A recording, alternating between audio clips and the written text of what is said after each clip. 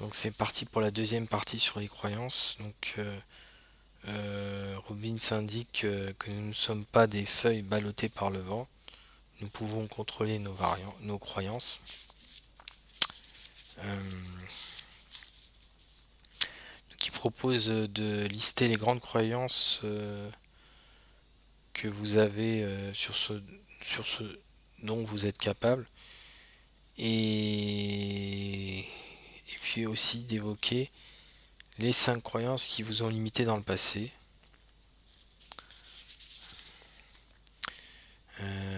Et puis énumérer les 5 croyances positives qui peuvent vous aider à atteindre vos objectifs. Donc, il se propose de dater et de lier au moment où vous la prononcez.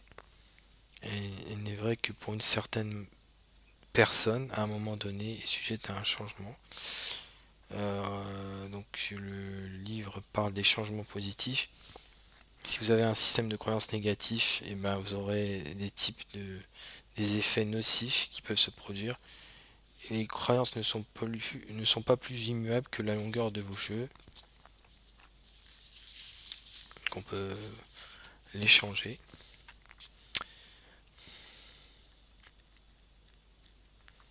Donc les représentations internes les fonctionnent pour ainsi dire de la même façon. Si vous ne les avez pas, vous pouvez en changer. Nous avons tous une hiérarchie, une échelle de croyances. Nous possédons des croyances centrales, des choses si fondamentales que nous soyons prêts à mourir pour elles. L'essentiel de notre vie est gouverné par des croyances sur nos possibilités, notre réussite, notre bonheur, les croyances que nous avons recueillies inconsciemment au fil des années.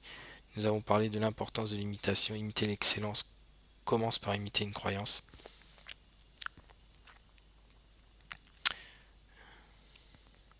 Quand le milliardaire Paul Getty s'est lancé dans la vie, il a cherché à découvrir quelles étaient les croyances des gens qu'il admirait le plus et il s'est mis en devoir de les imiter. Donc on peut ainsi modeler consciemment ses croyances sur celles des plus grands dirigeants en lisant leur autobiographie. Donc il serait sage donc, de choisir euh, consciemment ses croyances au lieu de vous balancer comme un papier tue-mouche en attrapant au passage toutes les croyances qui veulent bien venir se coller à vous. Le, la chose importante à saisir, c'est que le potentiel que nous mobilisons et les résultats que nous obtenons font partie d'un processus dynamique qui commence par une croyance. Donc, croyance, conception, potentiel, action, résultat. Un enfant qui se dit je suis un mauvais élève, par exemple, s'il attend à échouer, va-t-il mobiliser toutes ses ressources? Et en commençant ainsi, quelles mesures pratiques va-t-il prendre? Va-t-il avoir confiance en lui?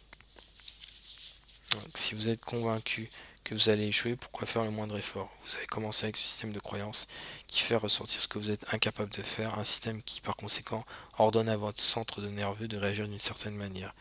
Vous avez capté une quantité limitée de vos ressources. Vous avez pris des demi-mesures sans conviction. Quels effets escomptez-vous?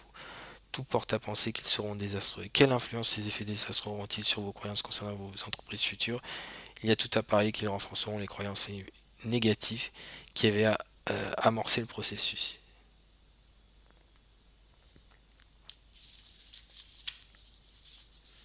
Donc le bon bois ne pousse pas dans la facilité, plus le vent souffle fort, plus l'arbre est robuste.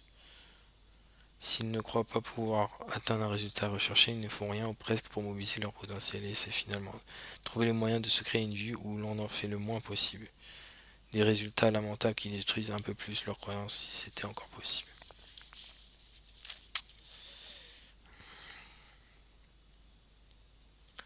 En prenant un pareil départ, quelle quantité de vos ressources vont-elles être mobilisées?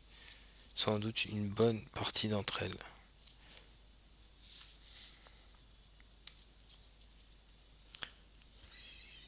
Les gens pleins de ressources connaissent-ils l'échec? Bien sûr que oui. Les croyances positives garantissent-elles des résultats à chaque fois? Évidemment non.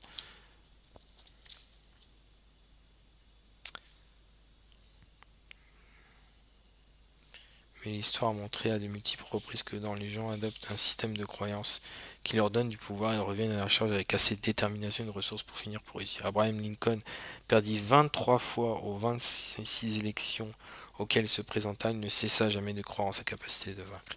Il n'est parfois pas nécessaire de croire à une chose de toute force pour qu'elle se produise.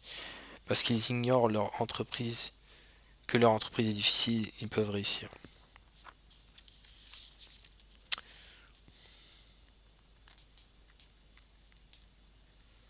Autre façon de changer vos croyances, faire une expérience qui les démente. La vie est à la fois plus subtile et plus complexe que beaucoup de gens ne se plaisent à croire. Réexaminez vos croyances et choisissez celles que vous pourriez modifier dès maintenant et celles que vous voudriez les remplacer. Et on cite l'exemple de la figure, on dessine une figure, est-elle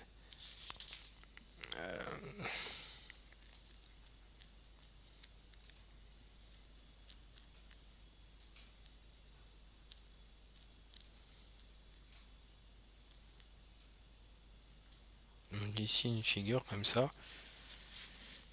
La figure ci-contre est-elle convexe ou concave? Il s'agit d'une question stupide, la réponse est tout dépend de la façon dont on la regarde.